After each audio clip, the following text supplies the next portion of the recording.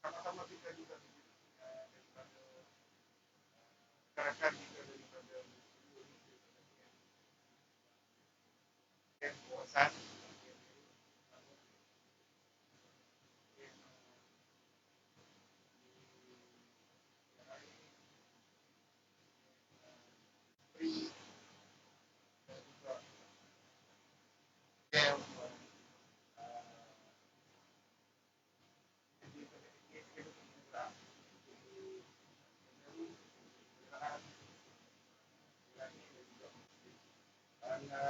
alhamdulillah syukur kepada Allah SWT kerana pada pagi program kita ini akan bersama-sama dengan program panel yang tidak asing tadi, iaitu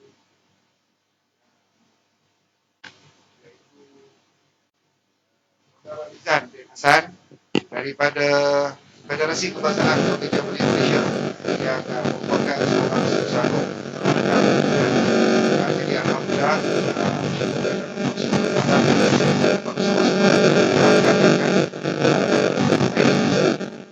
jadi kita ada dua, satu rakan-rakan daripada rakan-rakan kita di luar sana dan juga ada di sini. Kalau kita lihat di rakan-rakan di luar di sana, kita dapat daripada beliau sudah terima kasih televisi dan rakan-rakan di pejabat media daerah Sukan Selangor. Sama-sama terima kasih dan insyaAllah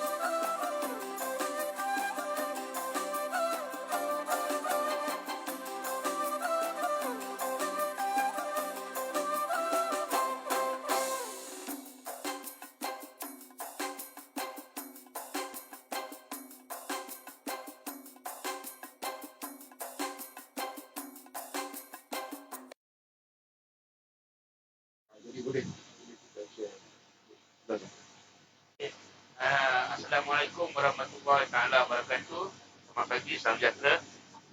Terima kasih kepada Ailin kerana memberi ruang kepada saya untuk sedikit berkongsi pengalaman tentang gerakan kerja kesukarelawan yang telah pun saya lakukan dari kecil sebenarnya.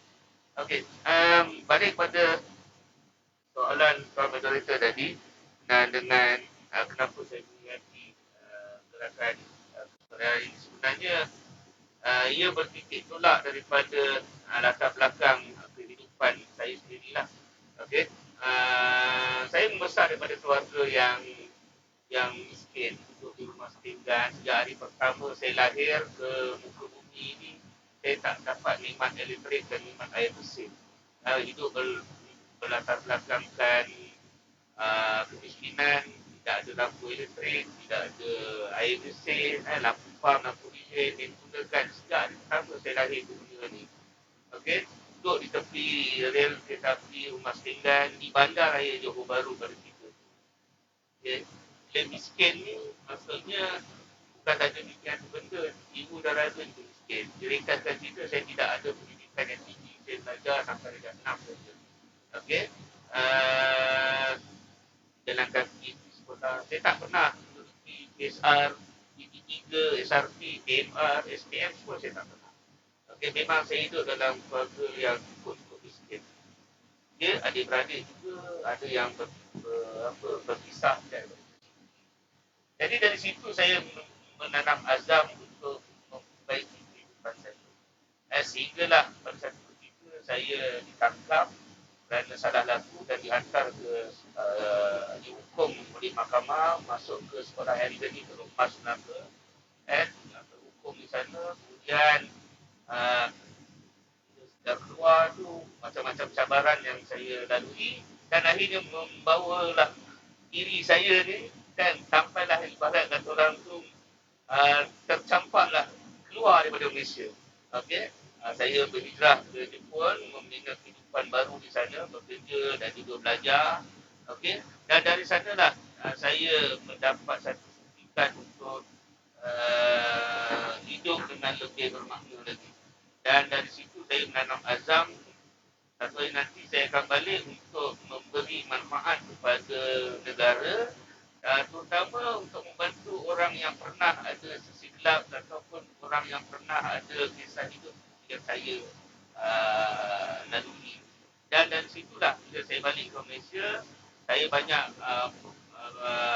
fokus kepada usaha untuk memberikan peluang kedua kepada mereka yang ada sisi gelap misalnya. Namun saya tidak dapat platform yang baik pada ketika itu. Dan akhirnya saya menyertai pertubuhan belia dan dari situlah kan saya mendapat platform untuk terus memberi dan bergerak untuk mencapai apa yang saya impikan pada ketika itu. Dan dari situlah saya percaya bahawa seorang manusia itu dia benar-benar akan bermanfaat kalau dia lahir di tengah-tengah masalah. Dan dari situlah bila saya menang anugerah Tokoh Belia Negara 2011, saya wakafkan diri saya selagi mana saya memegang jawatan dalam gerakan belia, Tuhan Belia, kan? Maksudnya sehingga umur 40 lah ketika itu. Okay? Saya perlu untuk memberi sebanyaknya kepada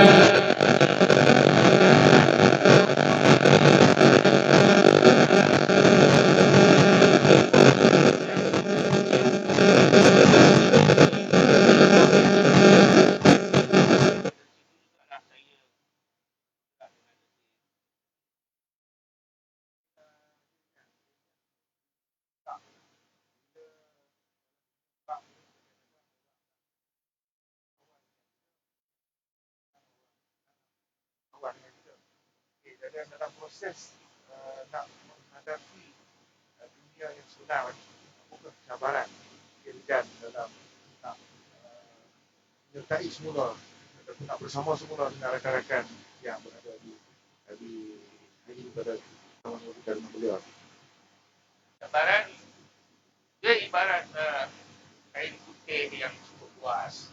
Bila ada satu dakwat hitam yang dicampakkan, orang tak nampak lagi yang putih itu, orang akan nampak hitam walaupun kain putih itu memang luas. Dan orang akan nampak yang putih hitam sampai dah bila-bila. Itu satu perkara yang orang seperti saya perlu terima hakikat itu. Mana mungkin seorang yang pernah bergelar banduan muda dan sebagainya yang seumpama sama ada pernah didadah ke siapa sajalah yang ada di dalam kan akan mendapat kepercayaan satu faktor daripada masyarakat ataupun mungkin di kalangan keluarga. Tidak mungkin. Okey? Itulah sepatutnya yang menjadi kekuatan kepada orang-orang yang ada sekitar. Macam saya berpegang teguh pada kata-kata akhir daripada seorang pengajar saya di sekolah saya kecil. Dia kata, waktu akhir saya nak meninggalkan sekolah, dia kata selagi ada bulan dan bintang, selagi ada langit dan bumi, selagi ada siang dan malam, maka selagi itulah ada di kasih sayang Tuhan. Jadi teruslah melangkah sebab kita sebenarnya mengharapkan keridaan daripada Tuhan, bukan dia mengharapkan manusia. Okay? Sebenarnya kita mengharapkan manusia untuk menyokong kita saja.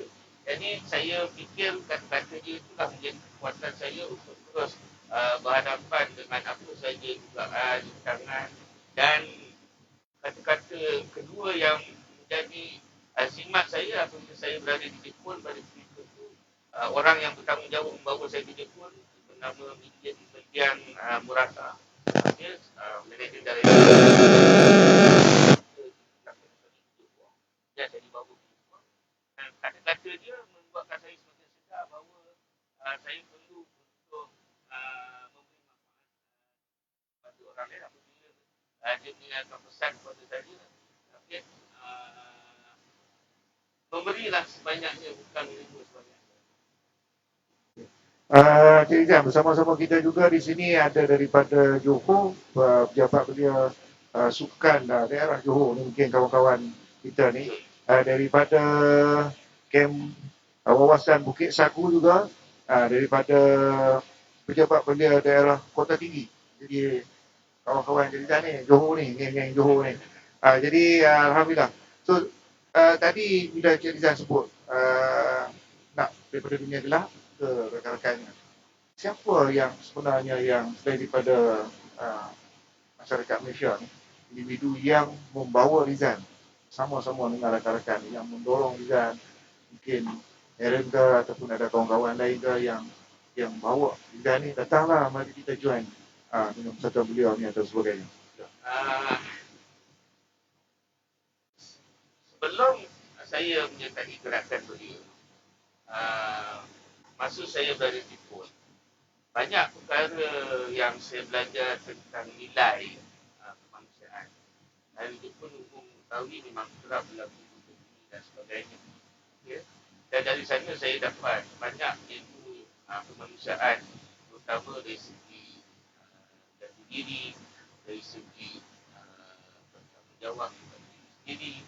Okay? Dan yang paling penting ialah bagaimana mempunyai pemikiran yang positif dalam apa saja keadaan. Okay? Dan yang lebih mengharukan lagi ialah apabila saya sendiri masih ingat lagi semasa gempa bumi di Fukushima. Okay? Saya sendiri dapat melihat bagaimana veteran-veteran yang datang bekerja ni, okay, dia masuk ke loji dia itu dan bila nampak volunteer muda-muda ni, dia halau mereka ni balik. Okay, sebab dia kata tenaga muda ni lebih diperlukan untuk negara. Biarlah kami yang dah veteran ini mati untuk negara sebab keadaan kita berhenti. Jadi saya nampak betapa semangat kenegaraan yang cukup tinggi di kalangan masyarakat. Dan itu yang menjadikan keazaman untuk saya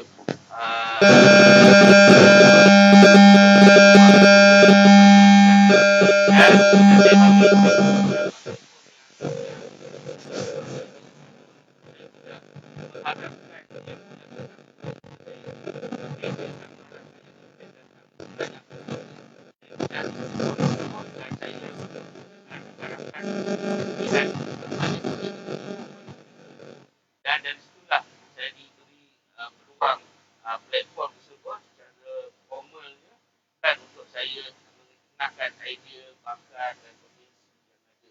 Dan Alhamdulillah Alhamdulillah apa idea yang saya bawa pada ketika itu ialah memberi peluang kedua kepada golongan-golongan yang terpinggir ini. Maka diwujudkanlah program kita dipanggil satu belia satu kemahiran dan nama baru sekarang belia mahir kan, dan dari situlah sejak 2010 apabila mantan Presiden Majlis Malaysia ketiga tu Dr. Maliki dalam pengarah IWC yang membawa saya ke MDM dan dari situlah saya terus sampai ke hari ini secara konsistennya bukan memperjuangkan nasib golongan belia. Okey, kepada kawan-kawan yang berada di tolong share dan kita punya siaran ni kepada rakan-rakan yang di luar sana daripada Temelloh dan Temadin dan daripada Tampin, boleh tolong share di talian FB Live kita ni kepada rakan-rakan yang lain. Ramai kawan-kawan kita daripada staf media dan juga staf elit yang sedang menonton dan juga rakan-rakan Cik Rizal saya rasanya sudah ramai kat sini. Okey, Cik Rizal sebut tadi belia mahir. Belia mahir ni antara yang menjadi fokus Cik Rizal pada hari ini membantu mereka yang tidak bernasib baik. Jadi Cik Rizal boleh lebih terpinci sikit. Belia mahir ni nak bantu siapa dan ke mana mereka yang boleh kita bantu? Boleh kita. Okey. Belia mahir ni memfokuskan kepada golongan belia yang terpinggir ataupun tercicir. Okey. Ya. Memang banyak orang mungkin kadang-kadang tersalah anggap bahawa kalau belia tercicir ni dia boleh sambung belajar di PDN, dia marah. Okey. Tapi sedar tak kita bahawa kumpulan yang belajar kegiatan marah dan sebagainya itu kan walaupun dia dekat-dekat tercicir, tetapi mereka ini masih lagi dalam radar akses pendidikan. Kita setiap tahun secara kasarnya kita ada lebih kurang 500,000 golongan belia yang menduduki SPM setiap tahun. Dan dalam kohort tingkatan 5 yang ambil SPM itu, sebenarnya daripada dia darjah 1 sampai ke darjah 6, okay, kalau tengok daripada tahun 2011, hampir 10% dah hilang daripada radar pendidikan. Maksudnya dia tak habis pun sampai darjah 6. Kemudian daripada darjah 6 sampai ke tingkatan 3, dia hilang lagi 5%. Okey, lepas tu daripada tingkatan 3 dan tingkatan 5, dia hilang lagi 5%. Maksudnya daripada 500,000 yang patut ambil SPM itu, antara 80 hingga 100,000 dia hilang daripada radar pendidikan. Dan belia mahir menyantuni kumpulan yang ini. Dalam bahasa so-called bahasa lapangan ni, selangkah lagi lah nak masuk ke penjara ataupun dah masuk pun. Okey. Jadi siapa yang nak fikirkan antara 80 hingga 100,000 ni yang hilang daripada radar pendidikan, radar akses pendidikan ni, yang digerakkan oleh belia mahir. Dan sebab itu saya kata saya membuka platform yang formal untuk saya lebih berhadapan dengan Maliki dan MDM nampak sekali itu dan dia memberikan ruang kepada saya untuk berkarya tanpa belia mahir dan sebab tanpa platform yang betul susah saya untuk memperjuangkan nasib kumpulan ini. Jadi bila ada platform tersebut banyaklah sehinggalah mendapat perhatian Perdana Menteri pada ketika itu dan juga banyaklah inisiatif sampailah satu peringkat banyak dana-dana tertentu yang diberikan khusus untuk kumpulan yang dikatakan dicicir. Dan untuk tahun ini saya lebih bergembira lagi apabila Kementerian Belia buat pertama kalinya kan menyebut tentang belia NEET. Belia NEET NEET. Sedangkan belia NEET ni yang dah sebut pada tahun 2010 lagi. Mungkin tak tahu jelas begitu. Dan tahun ni alhamdulillah yang berhormat Menteri Bidang Sukan sekarang ni nampak belia not in employment, education and training NEET. Kan? Inilah kumpulan yang saya katakan tadi, selangkah lagi batu penjara dan sebagainya. Dan dari situlah kita yang fokus untuk memberikan latihan kemahiran dan juga memberikan peluang pekerjaan. Okey, bila kita sebut pekerjaan mahir, Cik Rizal juga merupakan salah seorang yang terlibat dalam Impact. Impact ni dulunya IM4U. Sekarang ni dah jadi Impact. So, Cik Rizal boleh tolong kongsi Impact ni yang kita boleh maklumkan kepada rakan-rakan kita di luar sana khususnya.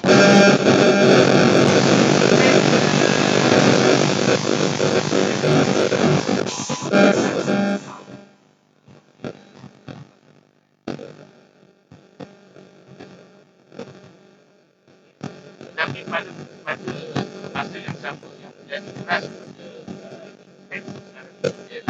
bagaimana aktiviti ataupun program-program ataupun inisiatif yang digunakan oleh beliau maupun kemudian dia boleh diukur sama ada ia memberi impak kepada masyarakat, impak kepada pendanaan, impak kepada negara ataupun tidak. Okay?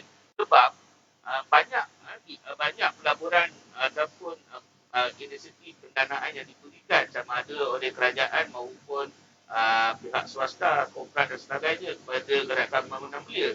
Tapi tidak ada lagi mana-mana pihak yang mengukur sama ada ianya memberi kesan jangka masa panjang ataupun pendek kepada program melalui program tersebut kepada masyarakat.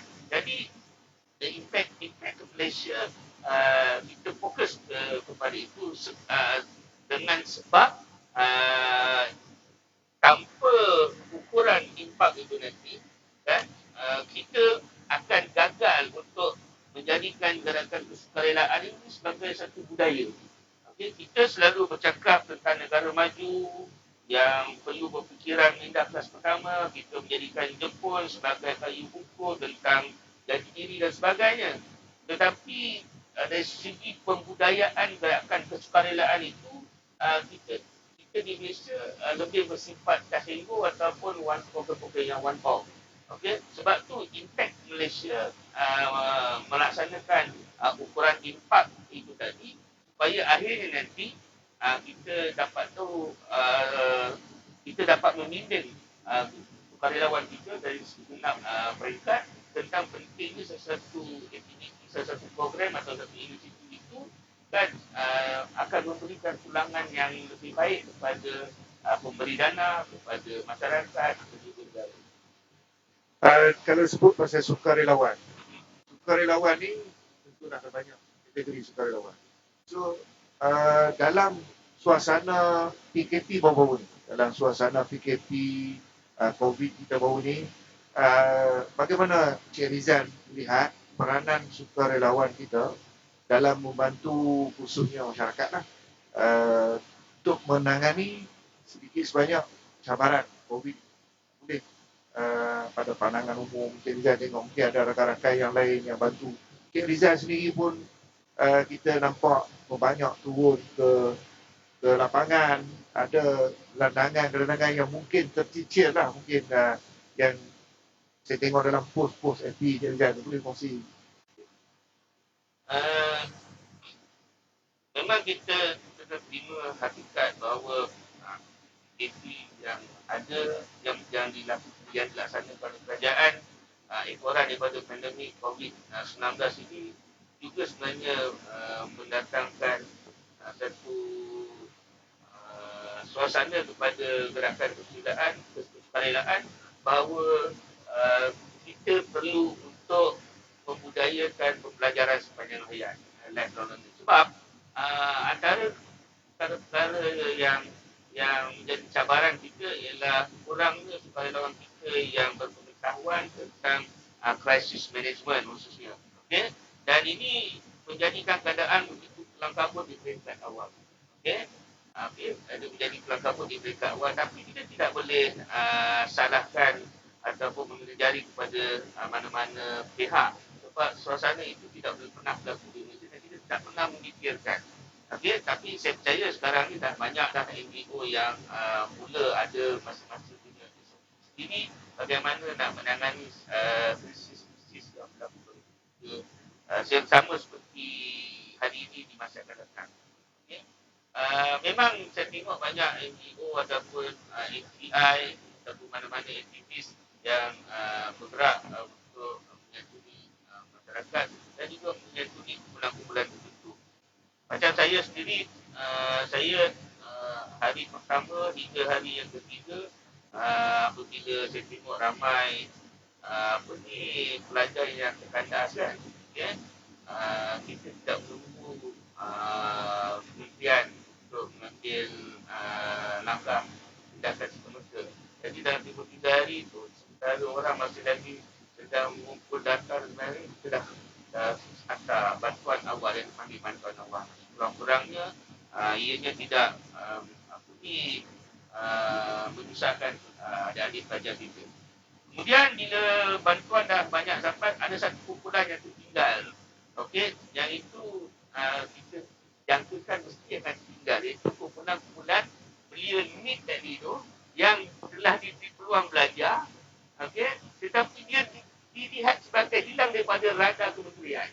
Okey, sebab mereka ni dia tidak ada di institusi latihan kemahiran awam, dia ada di institusi latihan kemahiran swasta. Bila dia kata institusi latihan kemahiran swasta, melihat mereka ni ada orang senang, orang kaya dan sebagainya. Sedangkan mereka ni ada pelajar-pelajar daripada program PLKK, program latihan kemahiran kerjaya di bawah Kementerian Luar Bandar. Okey, diletakkan di institusi kemahiran swasta. Jadi yang ini kami bantu dengan rangkaian-rangkaian lain. Kemudian ada pula datangnya siapa yang nak fikir tentang bantuan-bantuan yang dibebaskan sepanjang COVID. Okey? Sebab bantuan itu tak boleh lama-lama dalam tu bila dia proses pada perintah, perintah keluar dia kena keluar pada hari tersebut. Jadi bila dia keluar daripada mana-mana penjara, mereka berhimpun dengan cokit tu. Okey? So siapa yang nak ambil peduli tentang mereka? Itu yang kita gerakkan bantuan mereka.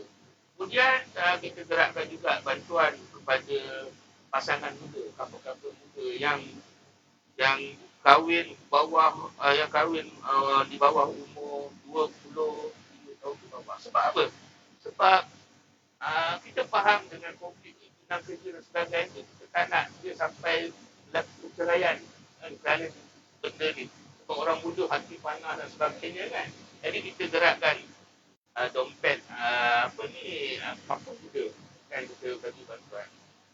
Tidak cukup dengan tu, kita juga fokus juga kepada belia-belia kita daripada bekas-bekas mana dia, okey, yang dia dah bekerja dan dia hidup berdikari sebab keluarga mungkin tak terima, ke mana mereka nak pergi kan. Jadi kita hebahkan dan dapat maklumat dari mana mereka berada dan segerakan. Dan yang paling saya rasa yang paling terkesan sekali yang saya rasa sampai boleh memberikan kes air mata saya ialah apabila kita di pertengahan PKP 1 tu kita terperasan bahawa ada belia kita yang dihalau keluar daripada bilik sewa, tapi ke mana dia nak pergi. Okey, itu yang kita bantu. Kita buka pejabat, kita buka punya pusat kita di Tokit, dan juga kita minta bantuan daripada event, dan di sinilah pentingnya network tu tadi. Okey, supaya orang mungkin dia tak ada duit tapi dia ada fasiliti dan dia bantu kita, dan dari situ kita bagi peluang kepada dia itu yang dibesarkan kerana tak dapat bayar sewa bilik apa sebagainya untuk mendiam itu punya kredit sehingga habis. Terima kasih, Rizal. Kita minta juga rakan-rakan di studio untuk bersedialah pada sesi hujung nanti kita nak minta maklum balas. Maklum balas ni soalan ke ataupun apa-apa yang berkaitan dengan tajuk forum pada kita kali ini. Di luar sana juga kita minta kepada rakan-rakan viewer sekiranya ada apa-apa soalan yang boleh kita dapat perbincangkan bersama dengan panel kita pada hari ini. Jadi di sini ada Cik Azmi. Cik Azmi Irwan. Cik Azmi Irwan ni dia sebut pasal Nick ni lah. So Nick ni dia cerita dulu ni dia dah sebut cerita ni macam Cik Rizal sebut tadi lah. Dia dah sebut tahun 2006 lagi. Kemudian cuma baru-baru ni dia kata istilah ni ini digunakan di Malaysia. Kita kena akui masalah ini ada di kalangan belia negara kita. Banyak faktor golongan Nick ini diwujud di negara kita, mungkin mereka ni boleh didedahkan dengan kerja-kerja belia. Ini mungkin bukan soalan atau mungkin pandangan dia. So mungkin Hasil pada kabinet memang sebab semangat dan prinsip kerja belia kita ni ialah membina bakat dan potensi belia melalui pembangunan belia yang positif development. Okay? Jadi ada kita kena terima bahawa bakat ini dia tidak semestinya lahir di diri belia semata-mata.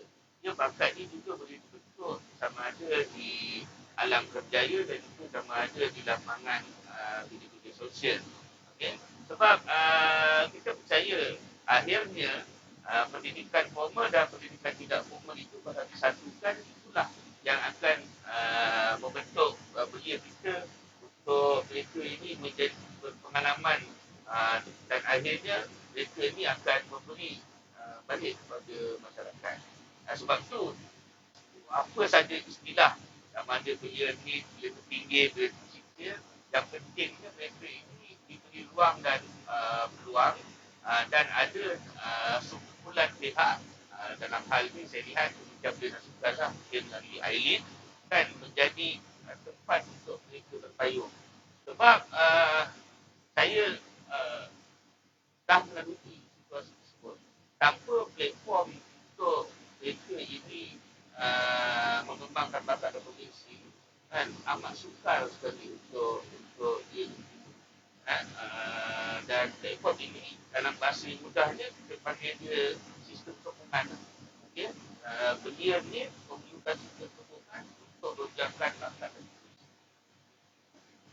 tentulah banyak cabaran-cabaran lain yang perlu Cik Rizal dengan rakan-rakan lalui untuk kita nak mengangkat kembali mereka yang terpinggir ni, khususnya para belia, untuk bersama-sama dalam merancangkan ekonomi diri mereka, keluarga mereka dan sebagainya.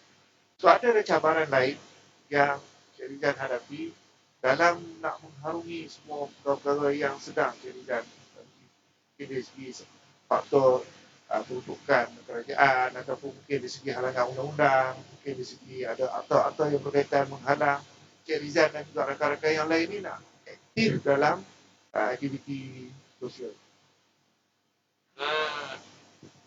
Cabaran terbesar sebenarnya banyak cabaran tapi saya rasa semua cabaran itu ada jalan penyelesaian yang betul. Walaupun tak menyelesaikan 10/10 tapi dia dapat selesaikan 1/10 pun alhamdulillah. Ya, kalau dia tak meletakkan harapan yang terlalu faham macam saya kata tadi selagi ada nampak ini sampai video dan memang akan ada sisi-sisi dan cuma satu cabaran yang saya rasa dia bukan dengan mudah untuk dilakukan ialah dari segi perundangan di negara kita. Dan soal peluang kedua tidak benar-benar dipahami. Okay? Contohnya, okay, apabila seorang ex-convict sama ada dia di mana ataupun bantuan, okay, mereka ni ada nombor badan dipanggil SFTP. Okay. Nombor badan ini walaupun dulu pernah dikatakan tahanan di mana dia tak ada nombor badan, tapi sekarang sebenarnya ada kan. Ada. So ini sebenarnya menafikan hak asasi anak muda kita. Okay. Sebab bila ada nombor badan ni sebagai contoh sebab tu dalam PKP baru ni saya antara yang paling melantang menolak hukuman penjara disebabkan langgar. Sebab once you ada nombor badan, sampai bila-bila lah you nak bekerja dengan kerajaan. Satu. Okay. Kedua, mungkin ada 10% saja syarikat Malaysia ni yang akan bersedia untuk menerima orang macam ni. Sedangkan kesalahan dia tu bukan kesalahan yang mengancam jenayah dan sebagainya, mungkin hanya boleh ditakrifkan sebagai salah laku saja. Tapi sebab dia dah ada pengubatan, ini menyukarkan kerja-kerja kita. Sebab tu cabaran saya, ya kita boleh kumpulkan. Kalau ada inisiatif kerajaan untuk membantu kumpulan ni untuk belajar, kita boleh kumpulkan seberapa ramai pun tak ada masalah. Okey? Tetapi kita pekerja akan ada masalah. Okey? So akhirnya dia ditong di situ juga kan. Dan bayangkanlah anak muda kita dalam umur mungkin bawah 30 tahun apabila diberi harapan tentang peluang kedua, mereka nak bangkit. Okay, walaupun mungkin tak ada sokongan keluarga, tak apalah, ada sokongan kerajaan, kita sama-sama kita berebut peluang tu. Tapi bila sampai satu peringkat, kan, dia akan rasa diri kita. Dan angka ini dia semakin membesar dan semakin membarah. Okay? Sebab itu, kalau ada inisiatif ataupun usaha untuk melihat permasalahan ini, walaupun KBS ada projek relief, walaupun perbincangan dilakukan, tetapi kalau dia tidak ada sentuhan, kalau orang kata political will, sentuhan juga kan, untuk melihat perkara ini sebagai bukan saja isu pekerjaan, tetapi dia adalah isu masyarakat. Okey, insya-Allah dia akan beri jalan penyelesaian. Tapi soalnya ada keseluruhan nak melihat kepada permasalahan ini, kan? Tapi macam kita NGO kita tidak boleh berhenti untuk berjuang lah. Sebab macam saya kata di awal tadi, untuk menetapkan diri kita menjadi manfaat kepada manusia ialah kita perlu lahir di tengah-tengah masalah. Terima kasih juga kepada rakan daripada Alur Gajah daripada masa yang menguruskan kita untuk sama-sama yang kita. Baiklah, juga tentu cabaran-cabaran itu menjadi satu usaha yang terbaiklah daripada ibu untuk berusaha untuk pastikan kekangan-kekangan tadi didengari oleh pihak kerajaan. Dan kita harap pihak keluarga itu dapat mengambil oleh. So, Cik Rizal, sejauh mana Cik Rizal nampak usaha yang dilakukan oleh Cik Rizal dan rakan-rakan yang lain dapat memberi satu impact yang baiklah dari segi pembangunan beliau pada Cik Rizal. Cik Rizal dah berusaha mungkin daripada muda lah, kita kampung dah lagi. Jadi berusaha sepanjang hari, sepanjang tahun dengan lain ini.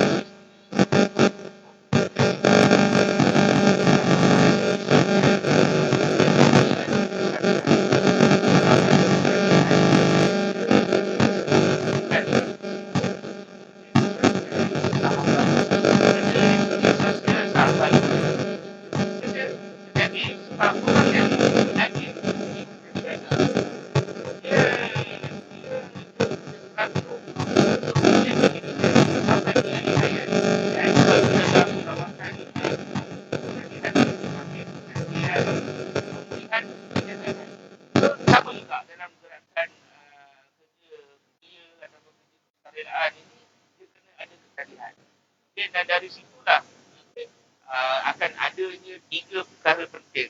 Yang pertama, pembelajaran sepanjang hayat, lifelong learning. Kedua, di situ akan adanya upskilling atau peningkatan kemahiran kita. Dan yang ketiga, dia akan reskilling diri dia. Okey?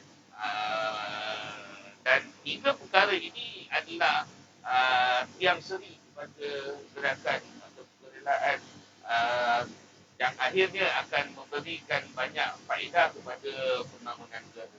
Okey? Bagi saya,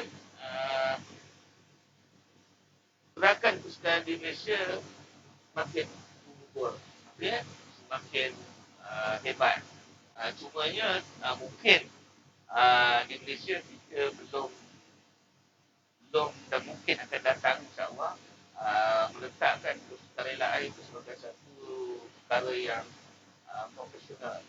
Kita menunjukkan profesionalisme sebagai seorang pekerja belia. Kita menunjukkan profesionalisme sebagai seorang karyawan belia.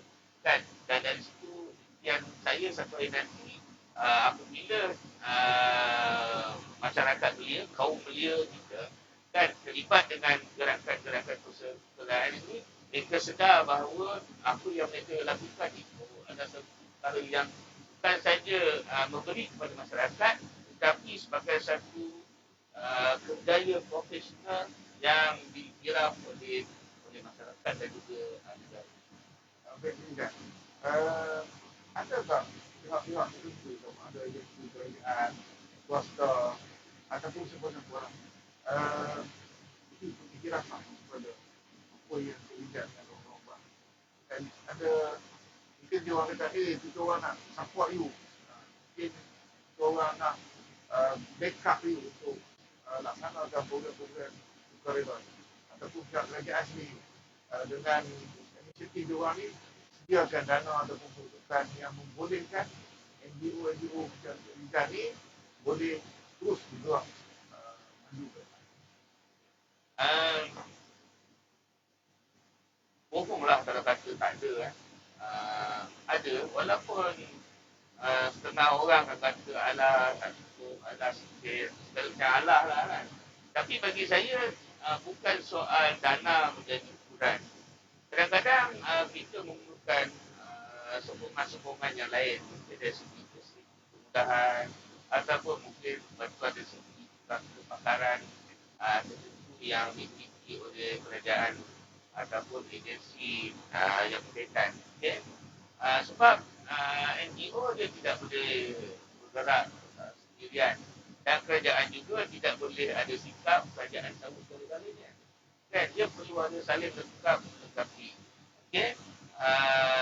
Bolehlah dikatakan bahawa gabungan teorikal dan praktikal itu sebenarnya akan memupuk satu kesepahaman yang akhirnya menghadirkan pengalaman yang baik kepada semua pihak. Dan matlamat akhirnya nanti ialah ianya memberi manfaat kepada masyarakat ataupun kumpulan yang kita sasarkan. Sebab itu saya tidak melihat bantuan-bantuan yang bersifat dana itu sebagai satu keutamaan. Mungkin ada elemen-elemen lain, perkara lain yang boleh dilihat yang akan melengkapkan isi itu dicapai. Sebab itu banyak dana-dana yang kerajaan berikan walaupun ia tak mencukupi, ianya bagi saya cukup, alhamdulillah, asalkan ada sokongan daripada semua pihak, terutamanya pihak kerajaan dan juga swasta. Sebab ada perkara yang gerakan-gerakan di lapangan itu dia bersifat dengan perundangan. Jadi nak dana mesti bersama dengan kerajaan, sokongan kerajaan itu juga penting. Sebab tu ini yang saya katakan tadi, pentingnya seorang volunteer dia ada pengetahuan, dia ada kemahiran dan dia tahu untuk menilai sesuatu perkara yang dilakukan supaya dia tidak melakukan sesuatu yang akhirnya menjadi liability kepada semua pihak. Maksudnya itu. Dalam pemastian Cik Rizal sepanjang dengan Cik Rizal sebut tadi dengan peruntukan bagian dan sebagainya, apa pandangan Cik Rizal kepada adik-adik belia Rizal yang dikatakan rela hati untuk bersama-sama dalam melaksanakan program aktiviti sukarela ni. Dia orang ni sebenarnya macam dipaksa ke ataupun dengan sendirinya suka Abang Rizal ke ataupun ada tarikan lain ke yang membolehkan mereka ni, kita nampak dia ni rela ataupun seolah-olah dipaksa. Memang ini soalan yang memang cukup popular daripada laman Malaysia Merdeka kan. Kalau dalam dunia sukarelaan ini. Bagi saya, sama ada adik-adik kita itu dah tak terpaksa ataupun rela, keberadaan dia pun dah cukup baik. Sebab sama ada dia paksa ataupun dia rela, mereka ni adalah kumpulan yang wajib untuk buat salah. Sebab dari situlah dia akan belajar. Okay? Sebab tu saya tidak pernah rasa kecil hati kalau orang kata pelajar universiti datang hanya buat kerja sebab nak markah dan sebagainya. Bagi saya, ia ada learning process. Dia datang dan cukup baik. Sekurang-kurangnya dia nampak dan dia boleh fikir sikit pun tak apa. Sebab tu, sebagai penggerak ataupun sebagai pemimpin dalam gerakan belia, kita kena faham bahawa belia kita adalah proses pembelajaran. Untuk mengatakan dia perfect, tidak mungkin. Letak kesukarelaan ini pun, kalau dia masuk ke arah pekerjaan juga pun, dia ni masih lagi adalah proses pembelajaran. Jadi tidak boleh anggap bahawa kerja itu adalah satu perkara yang dia tidak boleh belajar. Okay? Sebab tu di Malaysia ni saya tekankan walau dalam apa keadaan kesukarelaan ke kerja ke apa saja kan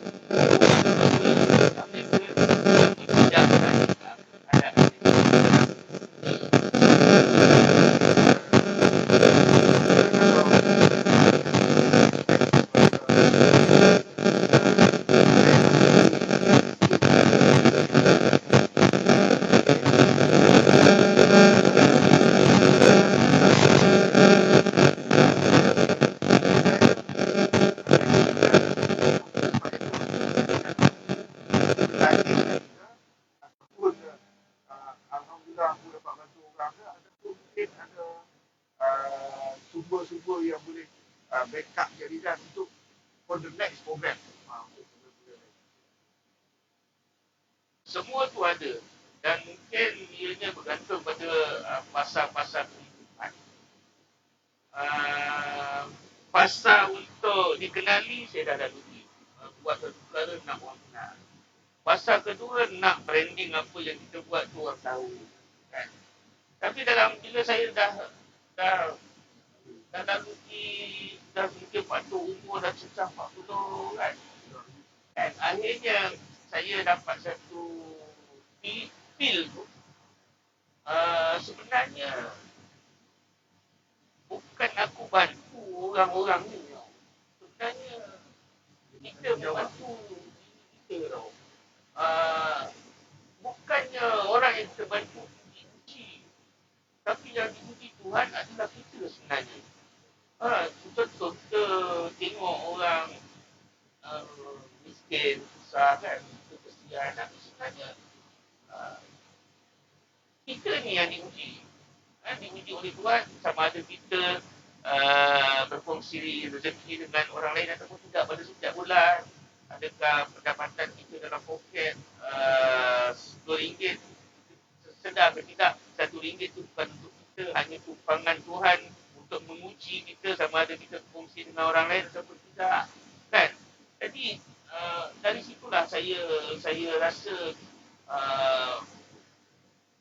tiba masanya untuk saya perlu diri saya bila merenung balik sejarah hidup dan sebagainya kan mengharapkan doa daripada orang yang kita bantu itu supaya hidup saya akan lebih tenang, lebih gembira dan lebih sihat dan sebagainya.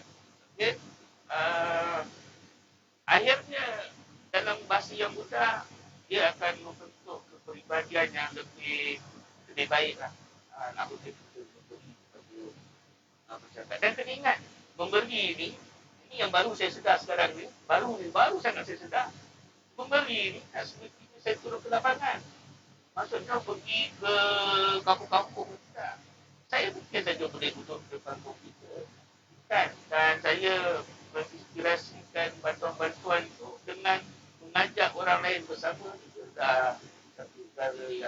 yang boleh dilihat apa itu menyatuni manusia. Kan? So bagi saya tidak ada alasan kepada semua orang untuk membenci. Terima kasih. Tuan.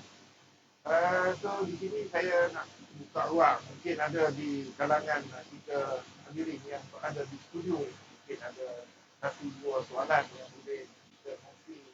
Mungkin panel pun boleh kongsi bersama. So saya buka kalau ada rakan-rakan di studio. Mungkin rakan-rakan kita di studio ni mungkin ada beberapa soalan-soalan ataupun ya tidak ada puan Puan Mia. Ya, ya. Mungkin ada nak okey tidak? Ya. Takkan dulu. Bagi mic dia. Apa? Dia dengar dalam video.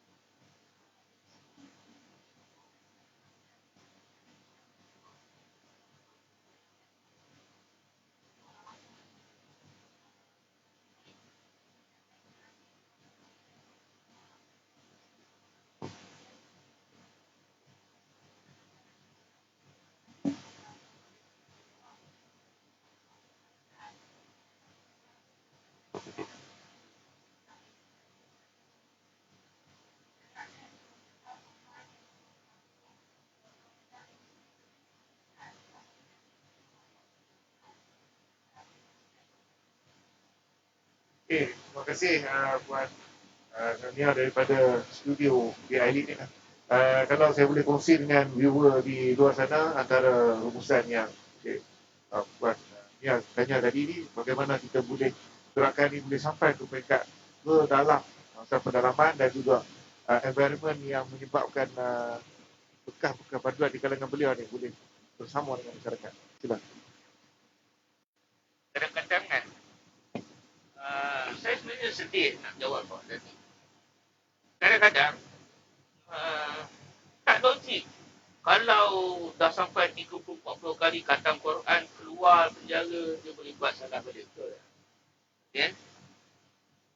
Tuan-tuan tanya diri tuan-tuan duduk dalam ni. Tuan-tuan bukannya mampu untuk berada macam orang-orang seperti mereka tu lalui setiap hari. Okay? Mereka hidup dia terbatas. Okey, bangun pagi, buat tu, buat ni. Kalau mengaji Quran ni jangan cakap lah.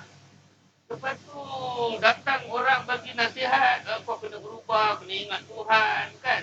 Sampai satu kita bertanya balik dengan ceramah tu, Ustaz, minggu ni berapa kali baca Quran? Kan? Sebab tu tak semua ustaz berani sebenarnya kan masuk penjara lah untuk ni. Kan?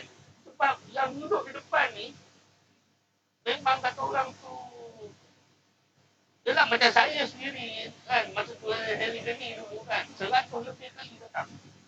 Buku jangan cakap lah. Kan sebab tu dasar beliau Malaysia ni saya beritahu kataan kita buka buku suatu apa. Okay? Saya dah katam semua.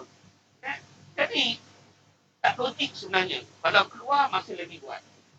Kan di sinilah masalah yang kita lihat ialah support system. Support system di luar. Okay. Nak dapat support system di luar tu dia perlu ada support juga dari dalam.